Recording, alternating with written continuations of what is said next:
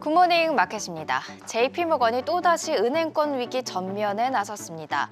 위기에 휩싸인 퍼스트 리퍼블릭 은행을 전격 인수하기로 결정하면서 소방수 역할을 톡톡히 해줬는데요. 작은 불씨가 옆 건물로 옮겨 붙지는 않을 것이란 100% 확신은 없지만 그래도 은행권 위기는 확연하게 꺾였습니다. 그 결과 3대 주요 지수 급락을 피한 채 소폭 하락 마감하는 모습이었습니다. 다우와 나스닥 지수가 0.1%가량 내렸고요. S&P 500 지수 0.04% 약보합 마감했습니다. 이렇게 하락한 데는 5월 FOMC 정례회의를 앞둔 불안감도 작용했을 것으로 보입니다. 시총 상위 종목 보시죠. 현지 시간 4일 실적 발표를 앞두고 있는 애플이 0.05% 소폭 내렸습니다. 뱅크 오브 아메리카는 애플의 1분기 매출이 1년 전보다 1% 감소했을 것으로 전망했습니다. 마이크로소프트, 알파벳 모두 하락한 가운데 아마존의 하락률 3.2%로 유독 컸습니다. 반면 지난주 금요일 2022년 4월 이후 처음으로 50만 달러를 돌파한 버크셔 해서웨이 이날도 0.1% 전진했는데요. 클래스 B 주식은 52주 신고가를 기록했습니다. 은행권 위기로 S&P 500의 금융 섹터가 올해 2%가량 하락할 때 이 버크셔의 주식은 7% 넘게 올랐습니다.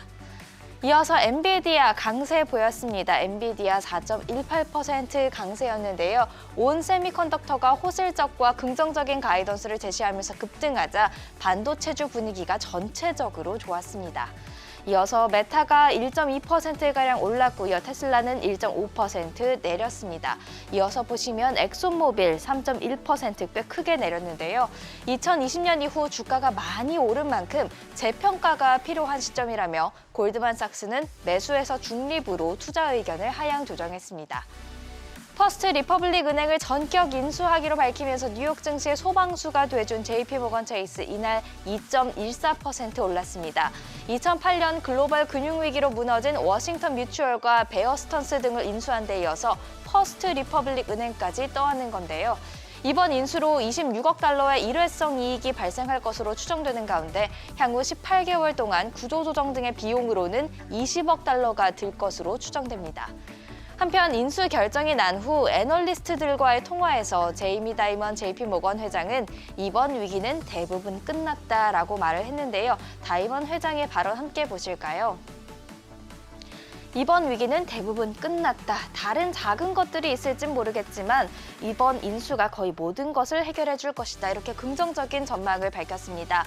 금융 시스템이 안정을 찾았다고 봐도 된다는 뜻으로 들리는데요. 이 외에도 JP모건의 이번 인수로 은행권 위기의 끝이 보인다는 의견 꽤 많이 보였습니다. 하지만 은행의 추가 붕괴 위험이 감소했을 뿐이지 위험 부담을 줄이기 위해 은행들이 보수적으로 대응하면서 나타날 수 있는 신용경색 등의 다른 부작용이 있을 수 있다. 이런 의견도 있었고요. 은행 위기 연장선상에서 상업용 부동산 위기가 심상치 않다. 이런 의견도 있었습니다. 한편 퍼스트 리퍼블릭발 위기가 일단락되자 시선은 연준의 5월 FOMC로 쏠렸습니다. 시장은 연준의 베이비 스텝 가능성을 직전 거래일보다 높여 잡으면서 94.2%로 봤는데요. 연준의 금리 동결을 유발할 수 있던 요소, 은행권 위기가 감소했기 때문입니다. 5월에도 기준금리가 0.25%포인트 추가 인상이 된다면 기준금리는 5에서 5.25%로 16년 내 최고치를 기록하게 되는데요.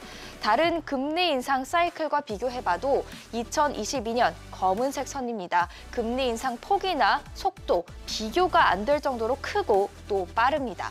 투자자 입장에서는 이처럼 급격한 금리 인상이 또 어떤 곳을 망가뜨릴까 걱정할 수밖에 없는 건데요. 그래서 이번 FOMC에서 금리 동결 또는 인하에 대한 시그널이 있을지 더욱더 주목됩니다.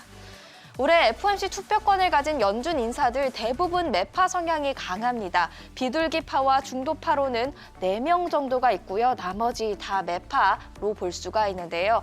매파 성향 위원들이 많은 만큼 특별한 사건이 없는 한 연내 금리 인하는 쉽지 않을 것으로 보입니다. 또 FOMC를 앞두고 있는 만큼 투표권을 가진 위원들의 발언도 다시 한번 보실까요? 비둘기파인 시카고 연은 총재는 인상에 신중해야 한다 이런 의견을 피력한 바 있고요. 뉴욕 연은 총재는 금리 인상 중단까지는 마음을 좀 열어놓은 것 같습니다. 이어서 보시면 파월 연준 의장은 구체적인 언급을 피하면서도 연내 금리 인하에는 꽤 단호한 모습을 보여왔고요. 미니애폴리스 연은 총재는 은행권 위기를 지켜봐야 한다 이런 입장이었는데요. 은행권 위기가 일단락된 만큼 기존의 매파적인 입장을 고수하지 않을까 생각됩니다. 비트코인은 현재 오전 8시 기준 3,770만 원대에 거래가 되고 있습니다. 가격 하락이 좀 있었는데요. 은행권 위기가 감소하자 가상자산 가격이 하락한 것이란 보도가 많았습니다. 중국의 제조업 지표가 약하게 나온 가운데 연준의 추가 금리 인상으로 경기가 둔화될까 하는 우려까지 겹치면서 국제유가 하락세를 보였습니다. WTI, 브렌트유 모두 1% 넘게 내렸습니다.